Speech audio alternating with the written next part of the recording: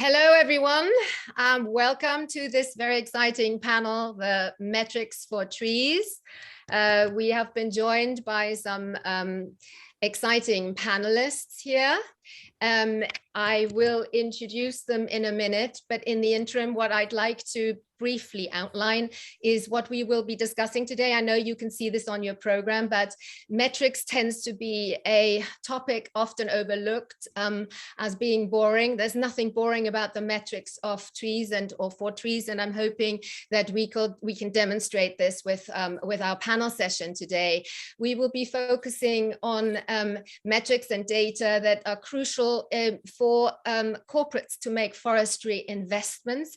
How is that possible? How can we encourage them? We will also look at accuracy levels of available data and measurement. This should include, and I'm encouraging the panelists to strive all the way from satellite only to drones to ground and remote sensing devices.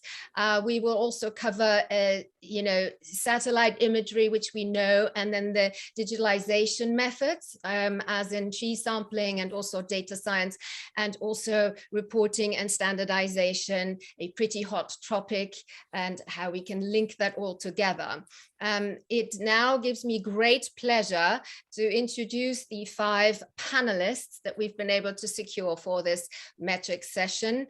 I'm going to start with Dharsono, who runs a very exciting project in Indonesia, Katingan Mentaya. In fact, this project has been live for a very long time.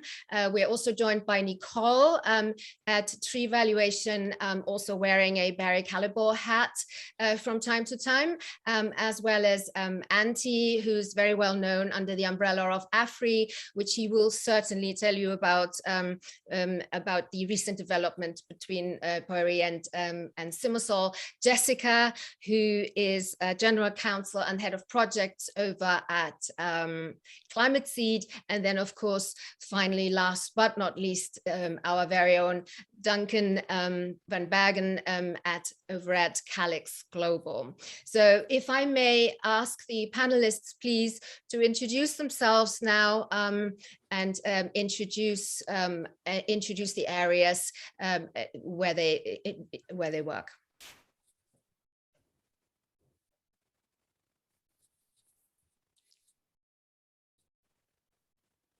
Like us to go in any particular order?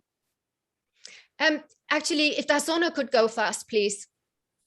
Thank you, Alexandra. Good morning, good afternoon, or good night for some of you who are attending this event. My name is Dharsono Hartono. I'm actually based in Jakarta. About almost 15 years ago, we started a project called the Katingan Mentaya project, now the largest nature-based solution project in the world in terms of number of credit that we have produced annually. The project has produced more than 30 million tons of PCU today. I think, I'm excited to be here. Looking forward to have a interactive discussion with other panelists. I think we'll be, just like Alexandra mentioned, matrix sounds boring, but I think we are here to talk more beyond matrix and how a project developer like us have to, work together with all the sectors and what other things that we need to measure so that we can show the world that whatever we do is quantifiable, reportable, and verifiable. Very good. Nikol, over to you. Great. Good afternoon, everybody. My name is Nikol Ostianova. My expertise is in developing and initiating programs for nature-based transition, mostly in the agriculture sector. And I integrally concentrate on developing monitoring, reporting, and verification measures for the carbon market access. The most recent and exciting project is a development of cocoa agroforestry program, mostly in the West African region, for about 200,000 farmers on about 500,000 hectares. Very exciting there. Antti, would you like to go next, please? Sure. Thank you, Alexandra. I'm Antti Makinen from Afry Management Consulting.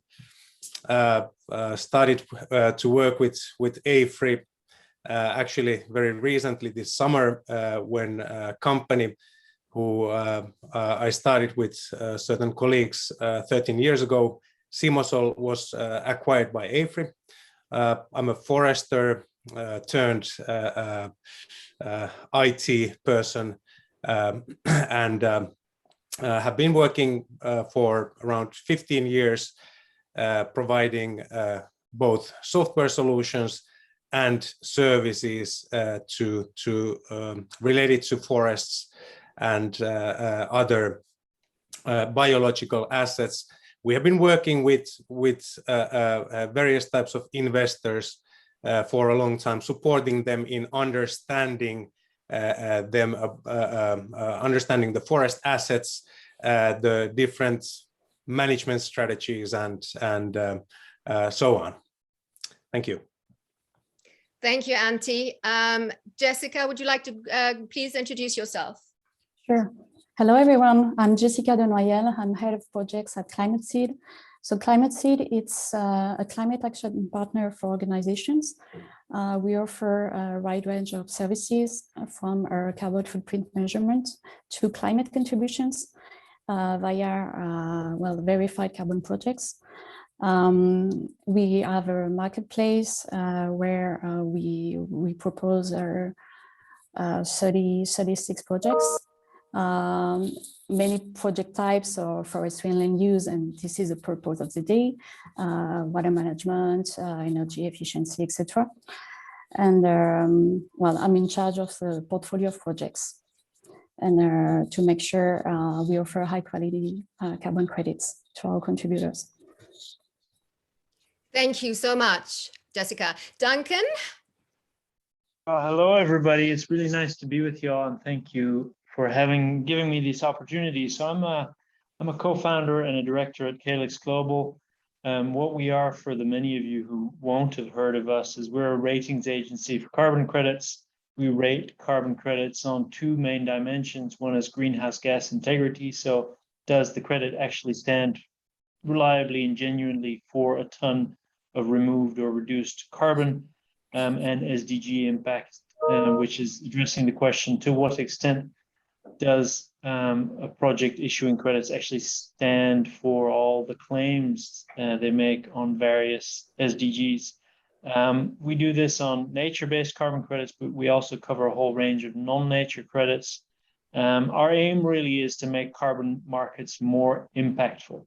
And we do this by helping our customers who have decisions to make about transacting in carbon markets, by helping them make better decisions, more insight-based decisions with regard to quality. Now, I wanted to just open by disagreeing with Alexandra, which is always a great thing, is disagree with your moderator. I think this is a super exciting topic, not boring at all, because you can't manage what you can't measure. I'm really looking forward to this. And I totally agree with you. I was being facetious, Duncan. Thank you very much for the introduction. I was making more of a general statement, but seriously, when it comes to NBS solutions, especially the topic of metrics can obviously not be ignored. And this is what we're here to demonstrate. So we have I've been thinking about a number of ways to approach this topic and make it as exciting as possible. And I'd like to appeal to the audience as well to please send in your questions, especially as we are going through them, and I will be posing questions to the various panelists. If there are relevant questions, don't wait until the end. There will be a 10-minute Q&A session or 15-minute Q&A session, 10 minutes at the end. So you can wait until then. But if there is a relevant question that one of the contributors could address there and then I would please encourage you to ask those questions. We want to make this as interactive as possible. We understand who's in the audience, and we would really like to cater to your needs. Having said all of this, now I'd like to proceed to the main session of this main section of this session, essentially, where we are going to address the panelists individually, and we're trying to to get them to address topics that I believe would be of great interest to the audience. So I'd like to start in the order of their introduction. So start with Dharsono, if possible. As a fellow project developer, or at least involved in a very large scale project that many of you perhaps would know about, I'm particularly excited about having someone who's so well versed and has really been sitting so deeply ensconced in this project execution on a REDD+ project, nature-based solutions in Indonesia. Dharsono, I would love to hand over to you if you could give us an idea about the challenges that you have been facing with Katingan Mentaya. It's been running, I believe, since 2006. So I am sure if anyone knows the ins and outs and the challenges and the benefits of what you've been putting together, it will be you. I understand also that measuring, reporting, and verification, especially looking at CCB, and I can see this just by going to your project website, has been of the utmost importance. So I feel to have you go first and dive into measuring, reporting, and verification is absolutely crucial, especially from a CCB lens, so climate, community, and biodiversity. Perhaps if you'd like to start with climate, then go into community, biodiversity, and I have a couple of questions for you, but I can ask you as you take us through your project. Perhaps I have a climate specific one and a couple of community and biodiversity specific questions. So very happy to hear you speak of Katingan Mentaya and the challenges that you've been experiencing and solutions you have found to date. Alexandra, just to give you an idea of how big Katingan Mentaya project is, it's about 157,000 hectares peatland forest, swampy peatland forest in Indonesia in central Kalimantan, which is approximately twice the size of New York City Metro, or twice the size or 2.5 times the size of island of Singapore. So I think that in talking about the three metrics that we focus on when we look into this nature-based solution deal, because not only that we are mitigating climate change, but more importantly, we are also showing that we can provide sustainable livelihood on the community side to be inclusive, and finally also giving positive effect to biodiversity. So one of the challenges on the climate side when we started this 2008 is to calculate how much stock that we have in this peatland forest. So just give you an idea, the area of that size, we need at least 300 or 400 points in terms of where we have to drill to find the depth of the peat, because peatland is all stored below ground. And there's no capability of satellite at that time to figure out what's the depth. Hence, you will not be able to basically to design what's the peat dome or the depth of your peat are, hence the total carbon stock that you have. So just give you an idea, when we started our expedition in 2008, it took us to get 30 points, it took us 30 days, because the west to east is about 30 kilometers. So it's only 1 kilometer a day. And it's involving about 25 to 30 people throughout that 30 days period. Imagine we have to do this in 200 to 300 points. That's the amount of time that we have to spend. But the good news is, if you fast forward, 13 years later, we have artificial intelligence. We have a lot of drones. We have the capacity that we can. Hence, project like us who collect a lot of data, primary data in our site, can also be a proxy for a lot of things going forward. So I just want to let you know that even if matrix, in terms of how we calculate, report, and verify, has evolved over the past 15 years. Because technology is there, and I'm excited to see that there's so many companies looking to actually support us as a nature-based solution project become more and more popular, and they understand that there is a need for that. So secondly, with regard to community, it's also the same. A lot of the basically matrices that we follow are now, we can track it. We track this based on SDG. We basically identified 9 out of 17 SDG that we track. But I think that with technology, a lot of things can be fast forward faster. And lastly, I think with the biodiversity, same thing. Instead of having traditional camera trap that we have, looking at biodiversity, now we actually can detect and try to figure out using AI the movement of this, of the biodiversity as we move forward.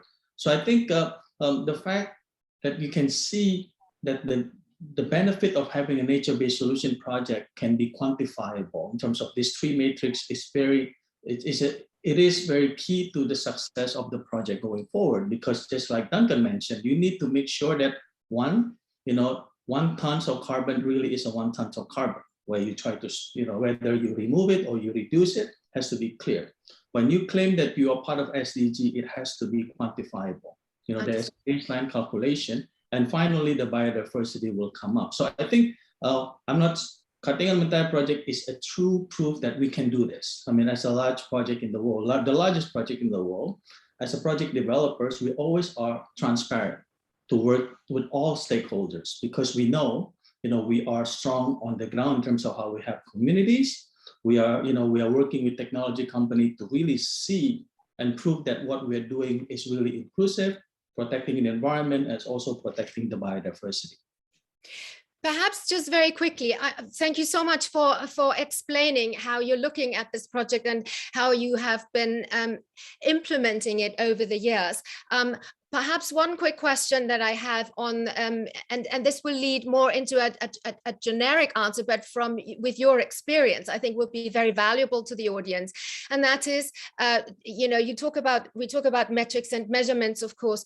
How do you rate what have you learned about satellite images versus drones versus on the ground remote sensing and other technologies, in your opinion? Because we're going to have to talk a lot about metrics. Why do we need all of them? Do we need all of them? You can obviously specify this with regards to your project, but in general, where do you see the negatives, the positives, and where are we heading in terms of technology and measurement? And when we started this project, the only thing that we know is basically a Landsat project. Right now you have LiDAR, you have drone. I think the good news is we have the fact is we are collecting primary data in the site, and then now the capacity and capability to interact that with AI. So sort of like figure out, suddenly the puzzle sort of clear. Right? You can put all the puzzle together, hence you become more efficient in terms of how, going forward for other project developers to be part of this, journey, rather than, like I said, rather than take years to collect all the data, now we can actually make it shorter time. And I think, we will see that. I think over, especially with the drone capacity, all these things can be done. The fact is the price of drone is cheaper. We're using drone to even sort of like project and predict how, basically we can mitigate the fire in the field. So I think it is exciting because the technology moves so fast. And more importantly, we realize that a lot of these technology companies are very well funded in terms of how they can move forward. Right? That makes me more excited than ever, because when I started this, it's like I tried to look into technology and I still have to do a very traditional Landsat data. I have to do all this collecting data on the field. And of course, even the methodology is still very, very sort of outdated. But now I'm sure, Vera is working on how we can make this even better, more efficient. And thanks to all the supporting, the whole ecosystem finally is here. When I started this, I was sort of like a lone wolf, maverick, trying to figure out all these things. But I think now I'm so excited because everybody is jumping into this, and collaboratively we are working together. And our project is one of the few projects that really welcome all this collaboration with all the parties out there. Fantastic. Thank you so much for this. I want to move on to Nikol, if that's okay, as a next contribution. Now that we've had things put into perspective a bit, the challenges, or rather what we need to look at from a measuring perspective. So I'm going to want to bring Nikol into this. She's in my eyes, a bit of an expert when it comes to this, and that's a total understatement. I know that she is very familiar and well-versed on all kinds of technologies that are out there. We haven't, and I will wait to bring Antti into this to talk about various biomes. We've obviously spoken about peatlands and heard from you, Dharsono, on the peatlands project, but we're going to bring that into the conversation as well. But my first question to you, Nikol, how are you reflecting on what Dharsono has just said in terms of existing technologies, and over the years how he has integrated and gone from satellite to various other technologies? And what is your take on new trends? Are there any new trends in addition to measuring only? Thank you, Dharsono, for the contribution. It's great to hear the whole story, and thank you, Alex, for having me here today again. I indeed spent a considerable amount of time talking to different technology developers, or let's say interpretation capacity developers, because one thing is to have an image and the second one is to read what the image tells you, which today is the biggest issue. And that's where I see the still a biggest potential, especially for carbon. As we see that the interpretation capacity today is great for a lot of things already, for tree cover change, for actually measuring trends in tree health over time. But the accuracy numbers we're getting on carbon sequestration are, in my view, still far from perfect. And well, I'm a bit of a perfectionist, but if I lose that lens, it's still even far from what the market, in my view, should be willing to accept. Yeah, so we're seeing something around 60 to 70% accuracy compared to field measurement on carbon sequestration, which is on carbon sequestration. Okay. Which is still there is still a potential to improve in that sense. What is, of course, absolutely of utmost importance are the things around it. So I think that we can secure trust and transparency by making sure that we know how data is taken, how sample plots, what Dharsono was talking about, how sampling and sample plots are created, and what are the strategies in that space. And also something which I would like to bring into the conversation is the long-term value of already existing data and how that can serve success prediction, and especially in the, now talking about my focus, which is agroforestry, where I see that we're already there and we can already boost the quality. And I'm sure Duncan. It's a very good point that you're bringing up, Nikol, in terms of measuring success, right? I mean, we can go and look at this as the tree in the forest, singularly, and then we can see the wood for the trees, as the saying goes, and we see the entire project as a whole. How are we seeing the wood for the trees, the proverbial wood for the trees? How are we today really measuring success with the sort of the individual measurements and metrics technologies that we may be able to apply? Perhaps if you'd like, if you could comment on that. I think the tree planting global campaign is fantastic, but it's a little bit doomed to failure, because we can never guarantee a permanence of a single tree. What we should rather look at is restoration on land, and our metrics should be related to assets created on land. I see you nodding there. Do you want to jump in, Duncan? I think it's just a very correct statement, and I think it'd be a mistake to look at the individual tree as a sign of health. I think it's the health of the landscape that ultimately is dominant, and it's also the living nature of the landscape that makes it a permanent store. Some people, I'm sure Nikol also and Dharsono come and talk to you about how I say, yeah, but what if a tree rots and dies? You kind of lose that perspective of an ecosystem. A living ecosystem, I'm sure Antti, you'll jump in later as well, yeah, is one that regenerates and actually creates more and more carbon stock beyond the actual trees in the soil and on the ground, all the kind of stuff that we're actually making some progress being able to measure as well. So that's why I'll stop nodding my non-verbal. No worries. Continue, Nikol. I just saw you not there. I figured let's keep it interactive. I think if we would change the way we look at success and the unit, right? It would also take a lot of the fear we see today, because I see my clients and they ask me, so what's my carbon cost per tree? And I tell them, well, it's not really relevant, because you take care about what is your carbon sequestration on hectare of land in 10 years? That's our goal, right? And also it's also linked to cost of trees, but that you can very easily just account for in your implementation costs. So I think that's another important element, and I will just quickly touch on the relevant or the related element of carbon standards. I will not go to the topic of permanence because I know Jessica has very good view and insight into that. But just to say that the shift, which I really see that we need to make towards land and looking at land over time, we don't yet have standards which are able to account for it, because what we see, unfortunately, more and more still is that carbon standards are getting over-engineered because they cannot simply, we're stuck in the logic.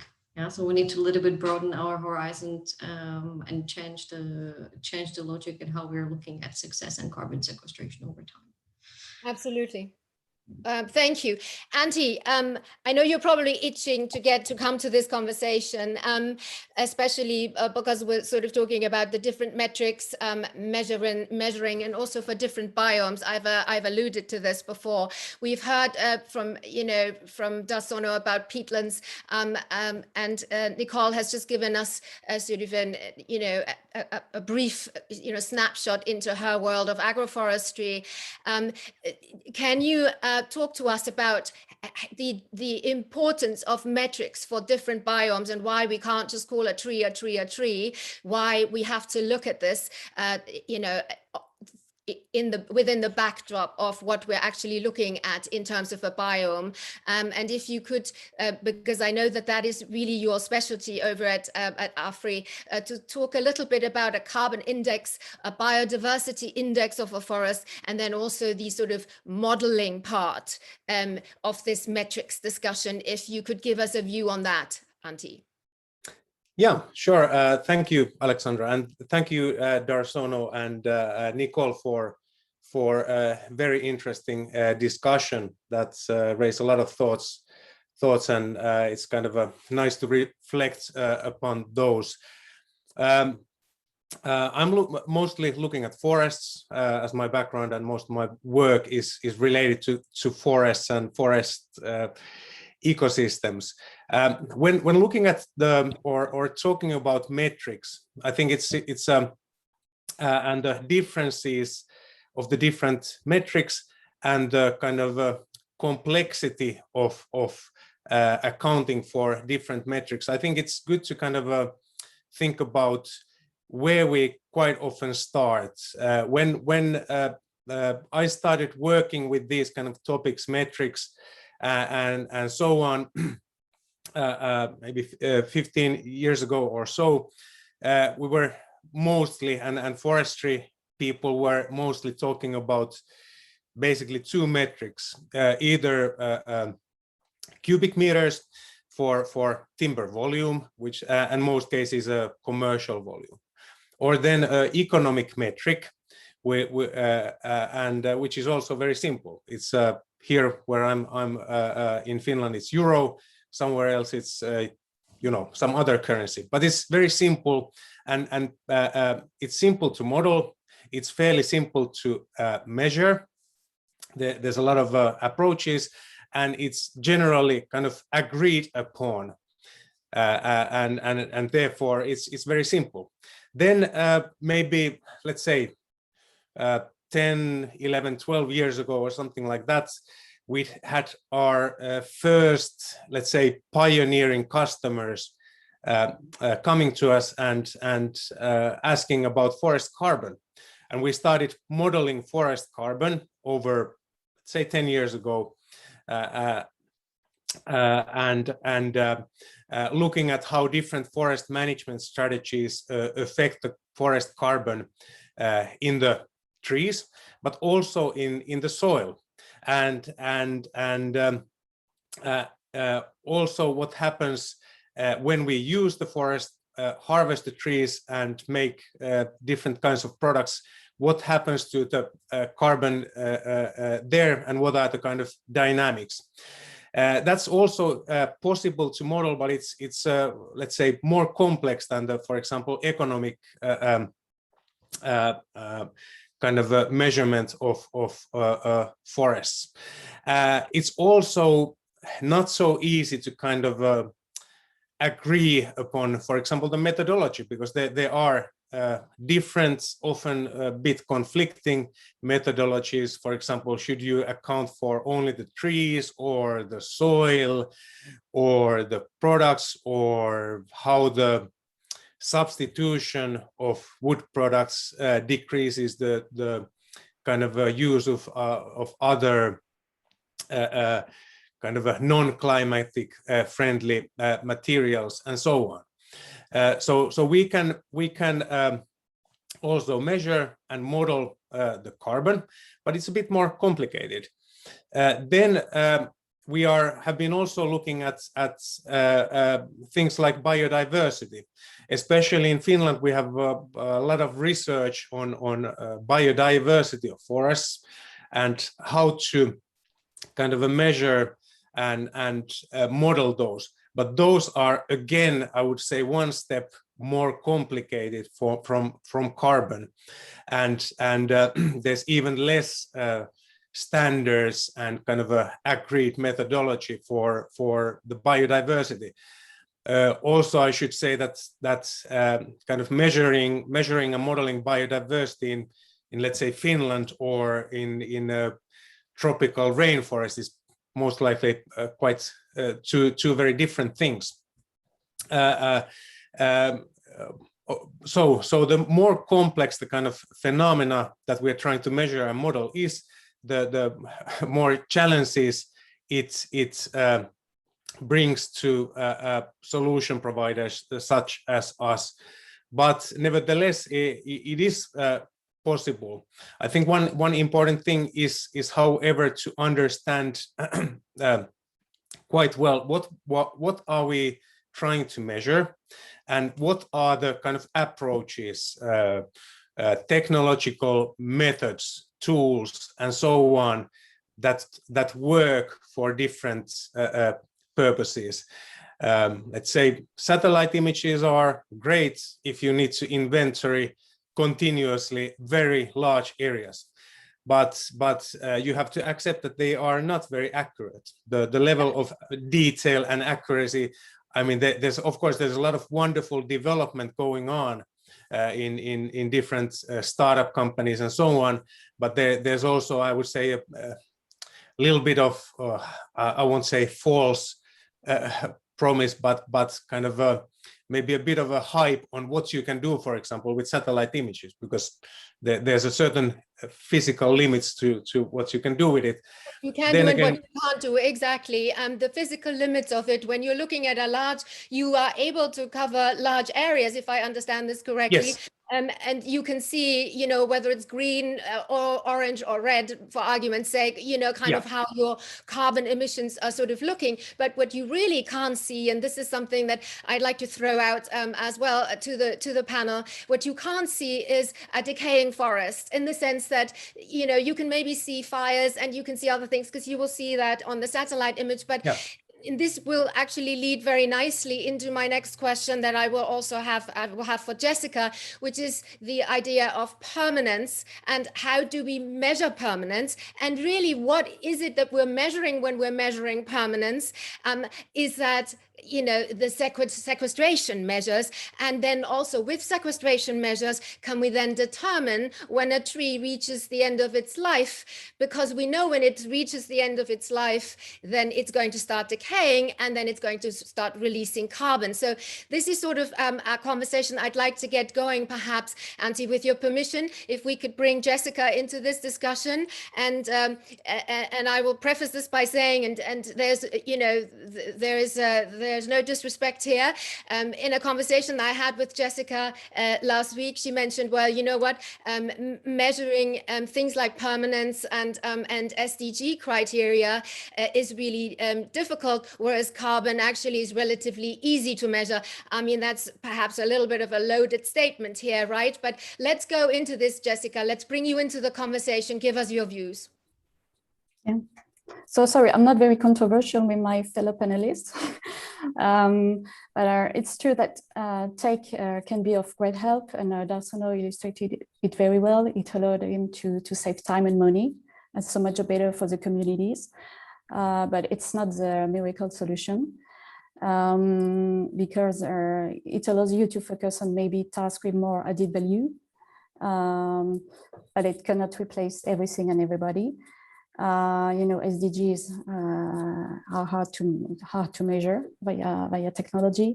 When our auditors do the on-site verification, they interview people in charge of the project. So there is some qualitative assessment, and you cannot replace it with technology.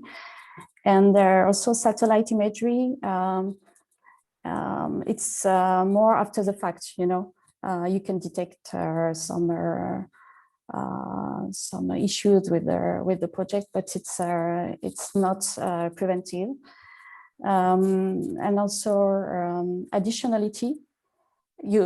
I don't think you can see it with satellite imagery, and it's one of the key criteria of carbon offsetting projects.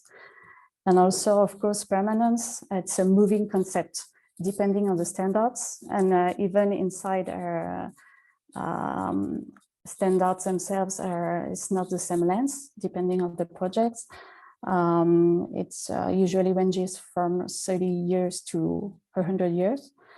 But it's really hard to anticipate, given you know, the multiplication of those extreme events that are taking place at the moment, because some standards, they have a buffer pool. So when a project is verified, they allocate a portion of the carbon offsets to that buffer pool in case there is a fire, like what happened in Oregon and California last summer. They use it, but it's again, it's based on what happened in the past, and it's hard to model what will be going on in the future.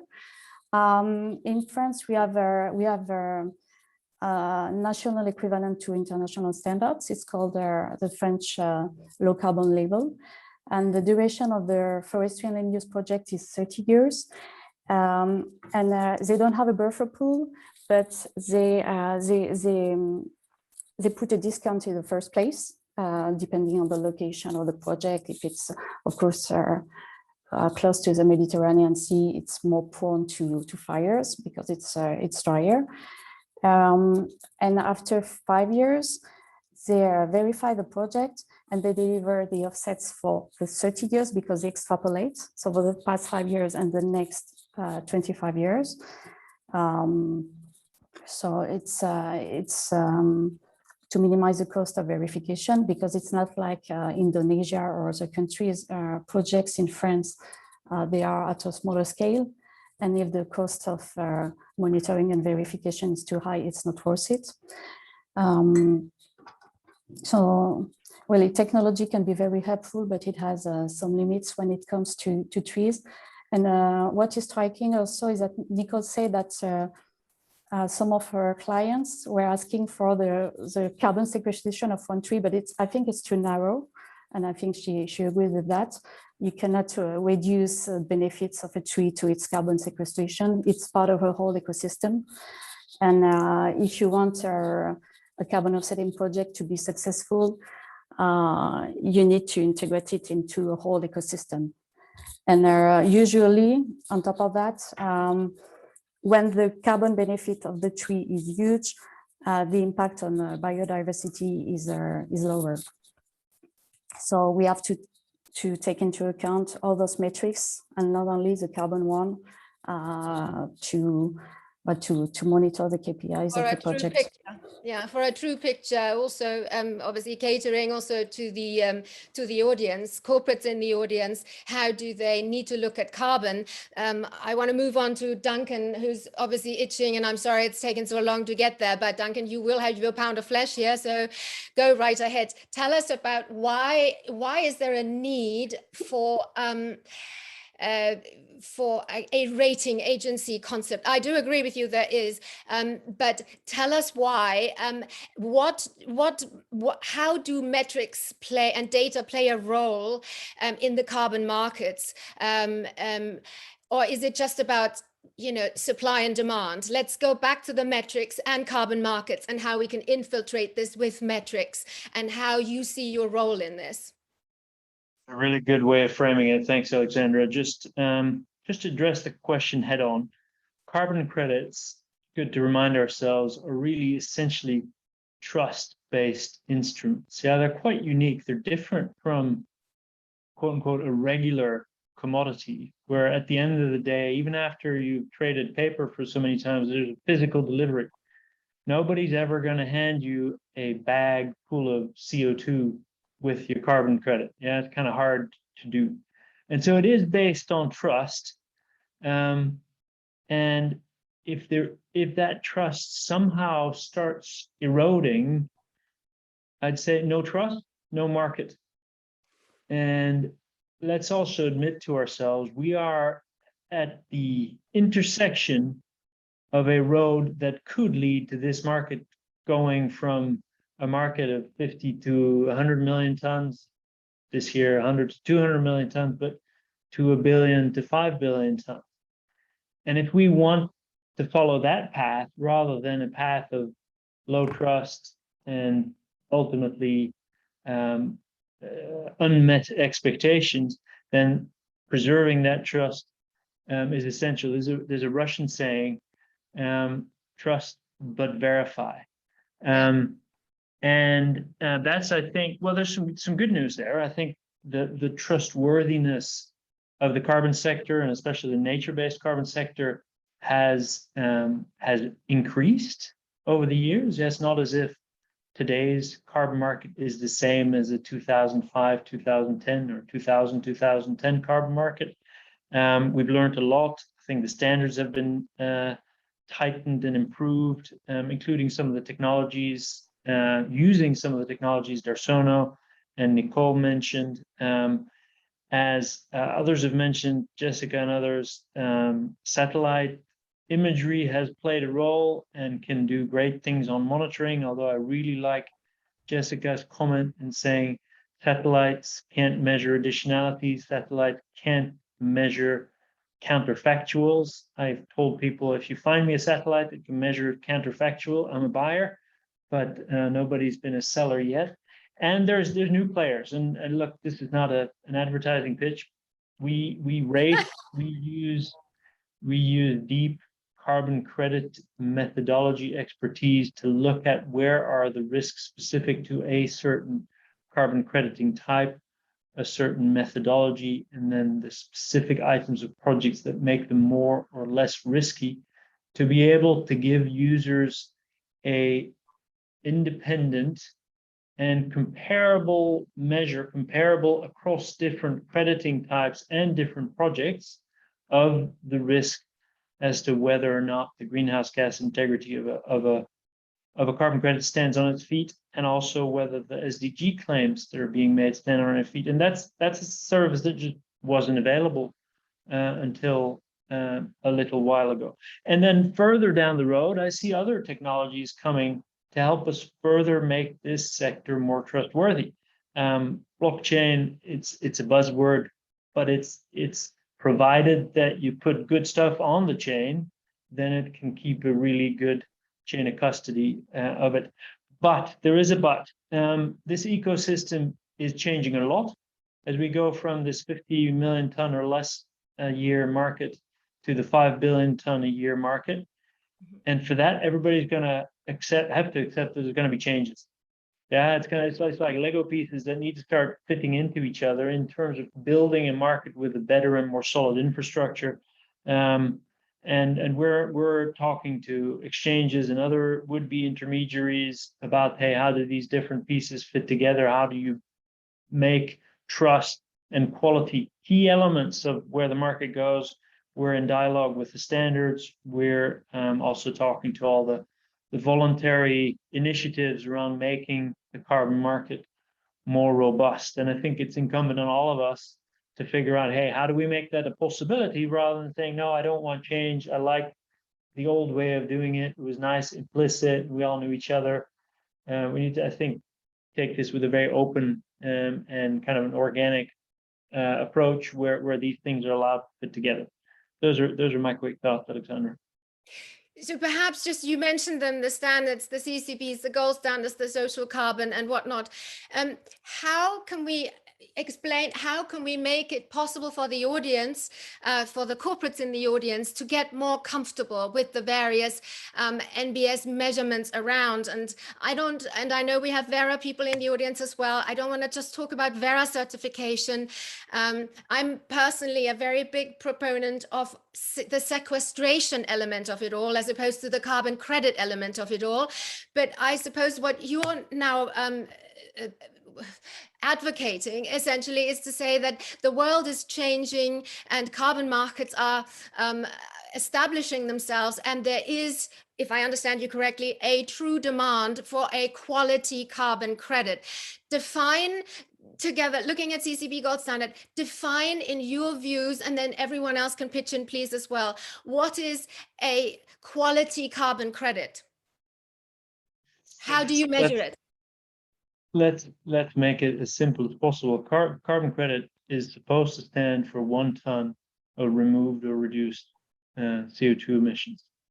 Now, that's always going to be, and I'm sorry, I don't want to make it complicated, it's always going to be an asymptotic type of thing. Yeah, it's really hard in nature, but also in any other carbon class, to say, look, this credit stands for 1 or 1.01 or 0.98. So it's always something that you can always approximate in terms of, does it get close to that measure? You're right, the market is now, there is a consciousness of a lot of corporates, especially sophisticated corporates, who really want this to be able to say, if I'm going to use carbon credits as part of my climate strategy, then I want it to be solid. I don't want to be there and be the recipient of a newspaper article or a academic report that then says that everything I've bought actually doesn't really stand for any real sequestration. I know that the standards want the same thing that we want, which is a high integrity carbon market that has more impact. And I think the standards play a super important role in terms of having curated, developed, maintaining these standards, making sure that people follow a rigid process to be able to issue carbon credits. I think the ecosystem is just maturing, where there is now room for an independent party to make assessments on hey, what is different between different credit types and different credits when it comes to integrity and impact. Very good. Would anyone else want to comment on this? Dharsono, go ahead. I think, I mean, the fact is, I'm excited in this field because, like, you know, Duncan mentioned that it takes 2 to tango, right? A project like us, when Duncan said that, it's about trust. So the key of trust is transparency. As you know, our project is one of the most transparent projects in the world. You know, where we're here to test and to make sure that what we're doing is right. So I think the key is you need that kind of mentality to move that. Then the whole ecosystem is going to play out well, right? You have a project developers that are willing to be transparent, you know, make sure that everything is correctly being audited, you know, welcome all the third parties to check if it's necessary. Then people will start believing in the product, because given that there's no physical goods coming out, we need a lot of project developers that are willing to be transparent and show that. If we make mistake, that's fine too. But I think the key is to have that transparency in the system that we're willing to acknowledge. And then it can be measured, it can be reported, and it can be verified. So I think that's the key. The key of this business of success is about transparency, using technology to help us, and willing to accept the reality that sometimes we might not be right. There's a reality, Jessica mentioned about additionality, but that's a concept. But more importantly is when we have this nature, protected, conserved, restored, there is a real benefit to the world, right? There's no doubt that people are agreeing with that. So I think with that kind of concept and transparency, hopefully we can move and moving from 50 million tons to 100 million tons to even 1 billion to 20 billion. Because like I said, it takes two to tango, from the supply side, from the demand side, and the intermediaries and all the technology backing up the whole ecosystem to make this product a trustworthy product. Very good. Thank you so much, Dharsono. We've got 9 more minutes to go. We have a few questions from the audience I'd like to perhaps get addressed before we move to closing statements as well by the panelists. I have one here that is addressed to Nikol. The question is, very good to say that carbon sequestration is not in the metrics yet, to my point that it should be the focus and all its indicators around that for soil, water and trees, but much more. How do you, Nikol, would like to see this as a perfect scenario of metrics? That's a huge question. I'm still digesting it.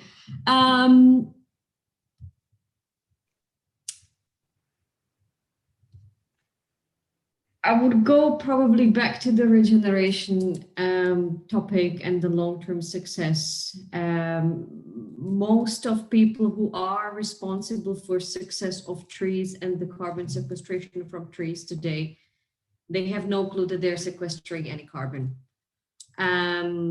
So we need to build in first metrics which help them contribute to the bigger picture, which is carbon sequestration. So I see success-based, farming practices and forest restoration practices, which need to be measured in the first place, because they're also the early indicators of if something goes wrong. And where can we put corrective actions in place to reverse a negative trend. So that's for me the first layer. Second, I still don't think that I fully understand the question. I think, well, carbon sequestration is today in focus, obviously. But in terms of system, it is one of the ecosystem services, obviously. Air filtration. I would like to see a bit more functional metrics being added to the space, especially in the agricultural sector. So what other function trees do cover next to carbon sequestration. And I'm happy to speak to whoever the question posed, because I think that I would need further clarification. Perhaps they can go and address you after or get back to you on, in a one-on-one messaging system. Thank you so much, Nikol. Let's look at a couple of more questions that have come in from the audience. I've got one here. Carbon credit needs to be acceptable for trade and as an asset. In metrics, it should be science evidence-based and proved to do the natural job, such as algae in the ocean and soil plant sequestration. It varies depending on the location and quality a lot. So how? We have metrics, we have methods for this. Who would like to have a go at answering that? I can give it a start, and perhaps some of my co-panelists can jump in. So I love these kinds of questions because it kind of answers itself a little bit in saying, yes, it should be science-based. And the methodologies that we use to turn the work that natural ecosystems does into carbon credits, the methodologies are there to make sure that we do that translation in a reliable way, in a trustworthy way. And what you are, I think, alluding to is, look, there's more and more ecosystems where people are starting to be interested in. Obviously, forest is the logical place where we all, quote unquote, started. But yes, people are interested in ocean-based, nature-based carbon, and all types of ecosystems. I think we're learning a lot about mangroves. We're learning a lot about agricultural soils. We're learning a lot about so many other natural ecosystems. What we need to make sure is that as we progress, that the same kind of lessons in science and mistakes and lessons again and improvements that forest-based methods went through, that we give other ecosystems the same chance to go through that period of learning and improvement. Yeah, and Nikol, I know you're a bit of an expert on agriculture-based carbon. I'm sure you could tell stories about how the sampling methodologies for soil used to be all over the map. I think things have gotten a lot better since then, but it's not so easy. So maybe I can hand the ball to you here for a second, just to tell people, hey, look, some of these methodologies still need maturing over time. They certainly will do.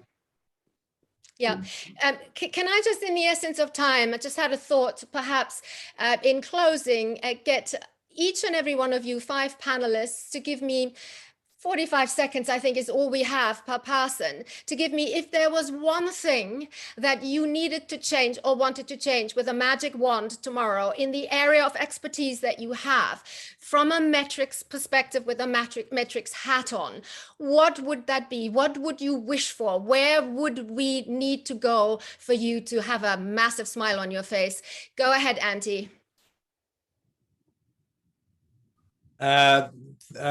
Thanks. Oh, this is a tricky question. 30 seconds there. Go ahead.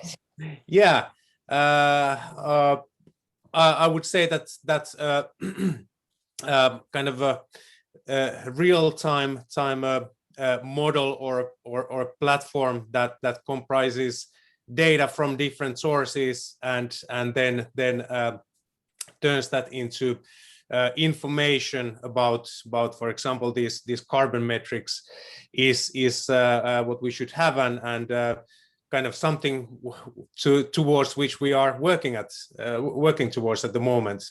But yeah, it's not going to happen tomorrow. I know it's a wishful thinking thing, but it will give the audience an idea as to where you would like to see more results, right? Technology results. What about you, Jessica?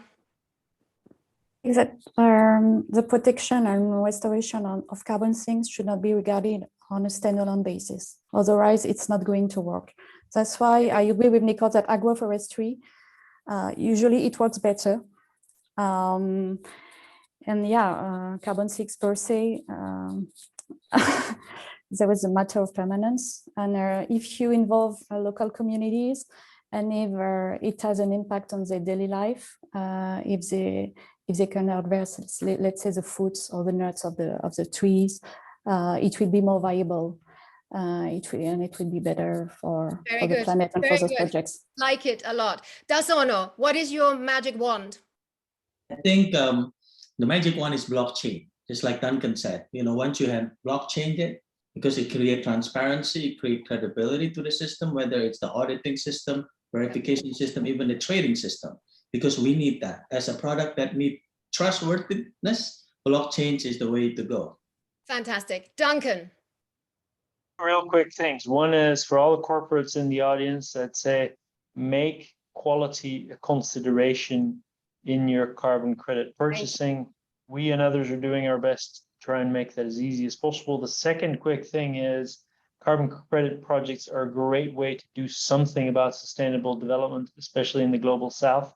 Don't forget about that. Don't only start buying direct air capture credits from Iceland. Think about all the good things you can do besides the SDG 13. Nikol, 20 seconds to go. I would like to see carbon credits as a way to transform agriculture, especially in the global south. And I fully agree with Duncan's last point. So thank you for that. And second point is I would like to see more and more organizations being willing to sort of pre-invest in the project implementation phase Fantastic. before actually credit is Thank you, everyone. I know we're going to be cut off. Thank you for the audience. Thank you for the questions. And thank you for my fabulous panelists. Thank you for the moderation. Thank you, everyone. Thank you. Bye. Thank you. Bye-bye.